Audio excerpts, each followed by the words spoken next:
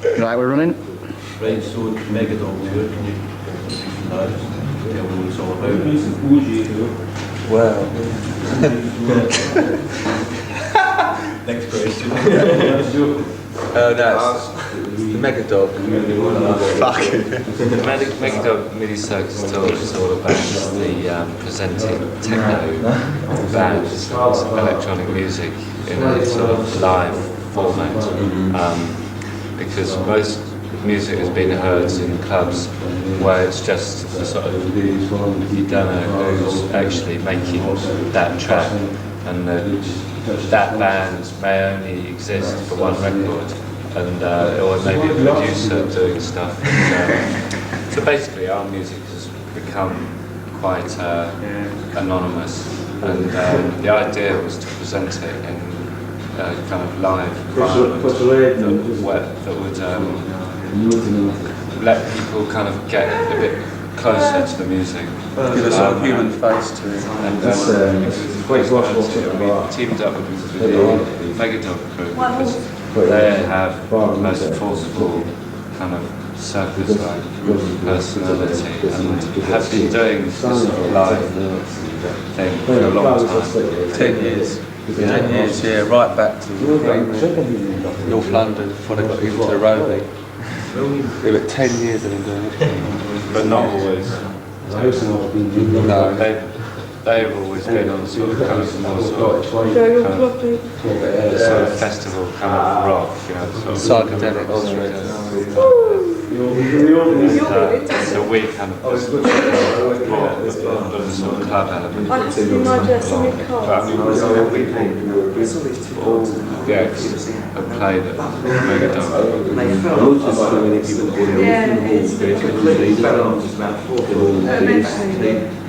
Well, the festivals have been.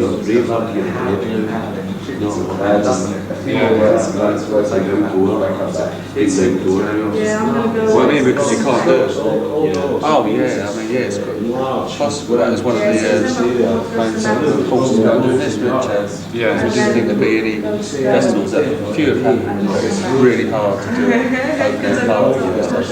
Nigh impossible.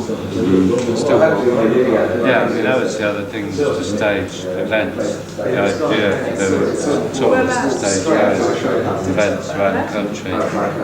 Because we knew festivals wouldn't exist, it would be a good idea for DJs and kind of people who meet at festivals, people who are into music or people who are just into sort of getting down, sort of in that sort of environment. It'd be nice for them to meet. I mean, the next tour that we do next year is probably going to be, we're going to organise it, or we're going to make it a lot cheaper for people to get in.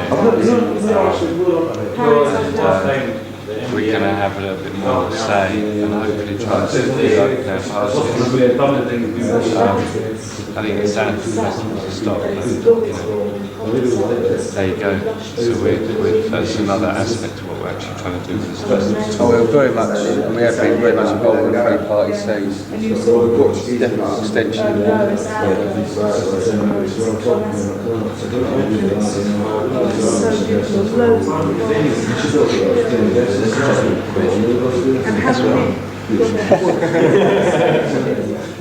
What influence?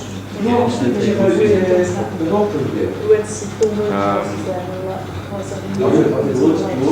probably, to actually get into it was, I mean, it was from kind of acid house below sort of thing, because I wasn't really going out very much to nightclubs, and you know, it's a sort of fairly classic story that somebody took me down to Spectrum at Heaven on a Monday. And that was it. I was kind of into it, and I chilled out for a while. But all-nighters I'd been going to, all reggae ones, run by a guy called Shaka. And the way he used to do it was very, very trancey. He used to have loads and loads of effects and delays going all the time, and he'd take records off and have nothing except just a sort of delayed sound of the record being taken off, and loads of and it was very, very trippy, sort of kind of disembodied music.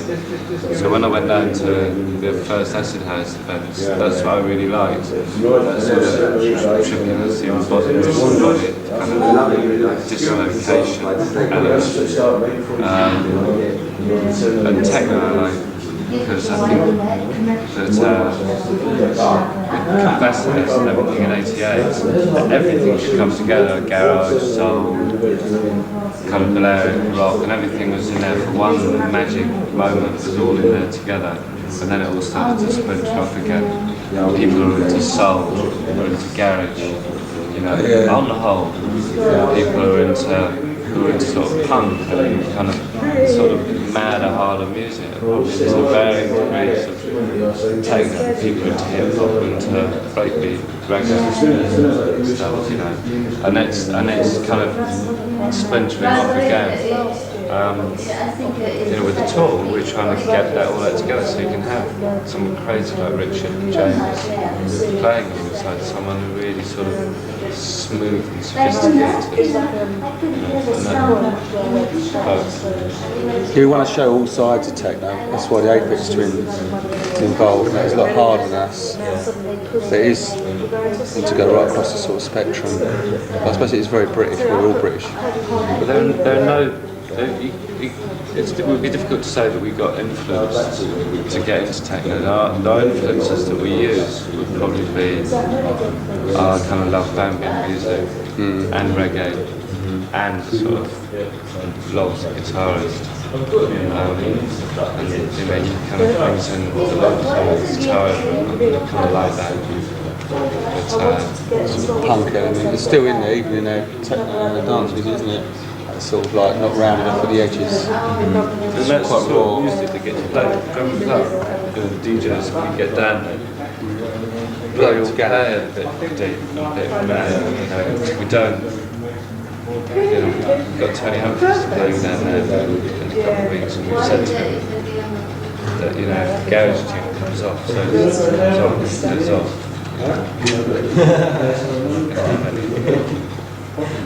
You know, that sort of thing going on. Really. Also, another reason why we're drawn to it is I think it is the most music with the most experimental and new things happening. It's really fresh. Any bands Oh, it's loads. I mean, I like the Cocktails ones. And I think they got a trance-like quality to their music. Floyd. But there are kind of bands like Madness, you know, or KLF. You know, one of the great things was their sort of presentation, not taking it all too seriously, but actually really, really touching, you know, because Madness was tracks to number one. People, they knew what was making people do it, they knew really, and they just did it, you know, and had a really good laugh. There's definitely a sense of humour about the drum club. We're not frightened. But take ourselves too seriously and never laugh. Like the Orbital can. I think that's really healthy. I think into that poke-faced. Techno's been very cold before. I think it's a bit warmer and get a bit of a human element. Oh, we love that. No pretension.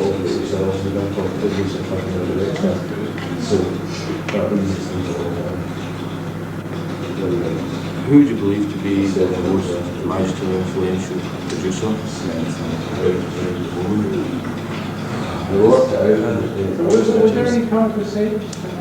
Mix or producer? I'd probably say Yeah, I probably would as well. I think because he's just got amazing ideas. I really like the way he does.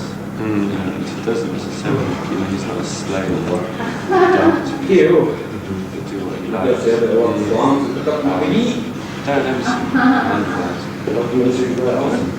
see my favourite producers has got to be music, dance music, DJs.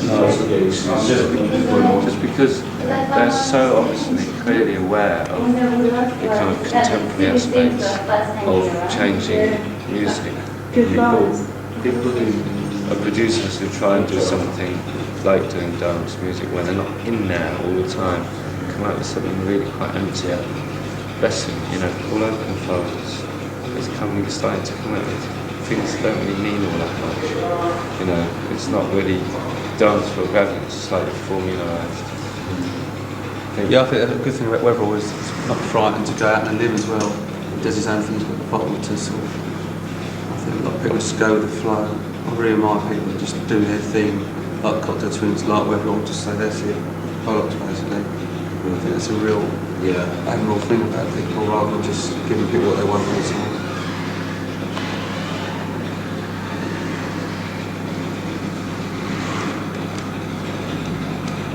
Do you think the general raver has been brought under a false idea of what techno's really all about? Who's been brought under that? Yeah, General raver. I think people in general, if you say techno to them, they usually throw up their hands in horror. People, I mean, you know, I talk to people and they're kind of quite switched on sort of people.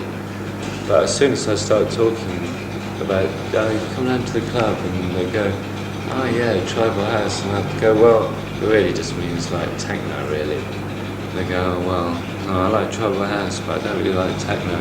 So I say, well, what goes on? What's the difference between tribal house and tribal techno, and you know? And there's no way that all they answer with is a feeling. Nothing to do with the music. I hate the boom, boom, boom, boom. You know, that goes on in the house, that goes on in most music. You know, but I think what people felt that techno was just like insane, intense, strove on all the time, just like enraged. You know, not necessarily breakbeat, but just really fast, in your face music. Very aggressive sounds as well. Yeah. That's a big difference as well. I think a lot of rave sounds, rave records, they're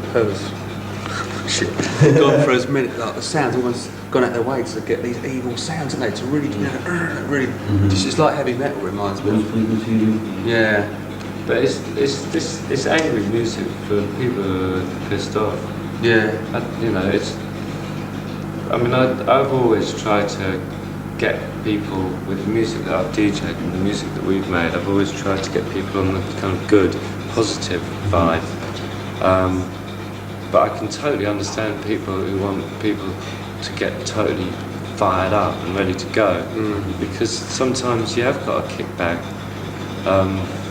But I think, you know, to be pretty ageist about it, I think it's, you know, much more up to kind of young kids to really start a fight, you know.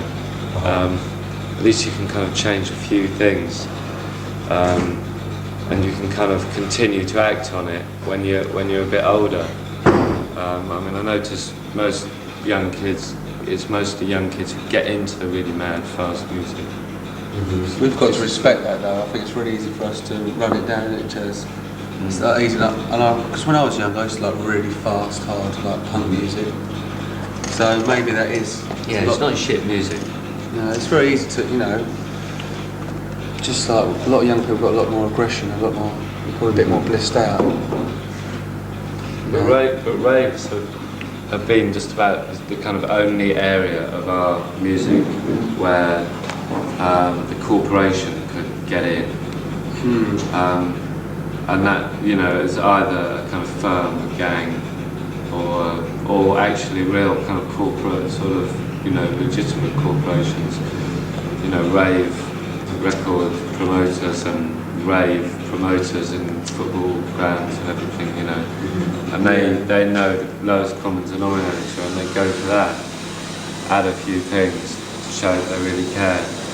And it's a kind of piss take, and the music gets made kind of quite in a formulaic style, and everything just becomes just, oh well, this is 25 quid for this, and you know it'll be it's, you know, it's not done with any feeling really. People just into the money, but, you know, then the money first, the music second. That's the big difference between us. But there's some wicked breakbeat music about, really mad, really manic stuff, but you know, I would really like, if I really like that sort of thing, but I think it's totally valid stuff. But I find it a bit more difficult to get my head around something like the trance, which I can instinctively understand. I can feel a little bit of the anger in that mad music, but I've really tried Trance to... music is deeper, it works on another level, I think, really. I think it works better as a whole.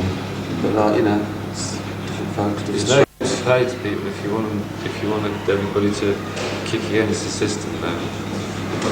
You know, I mean, when I was younger, I used to not, you know, hippies and things, just chilling out, letting it all go on.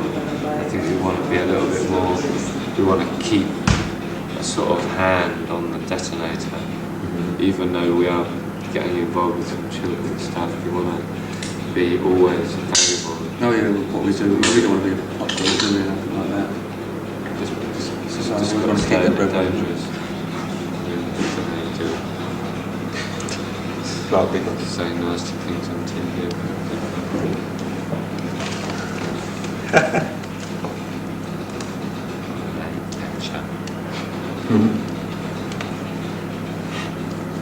How do you see this music progressing?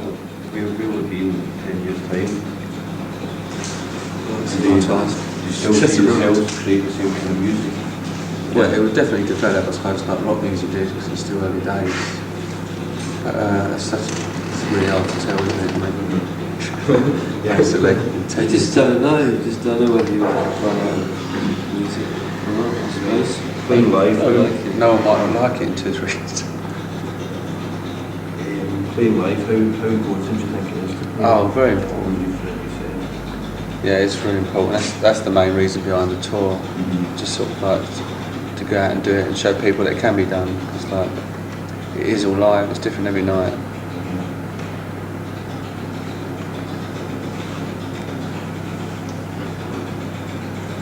You know, Yeah, it's sound like Where and when was the best gig you've ever played? I think this is one of the best ones, isn't it? tonight at Manchester. Yeah, the last 2 have been really good. We should be back up north. There's a lot of names given to categorise techno, ambience and minimalist dance. What do you describe your music as? Tribal techno in a rubber-dub style. A bit of ambient chat too. Yeah, that's a better version.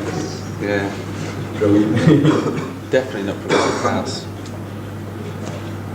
So, well, that's it. Thanks very much for your time. Yeah, cheers. Good interview, man. I hope you can do a bit of editing there. Right, so we've got to wait for the stuff to go out. Where's that bit? Thank you.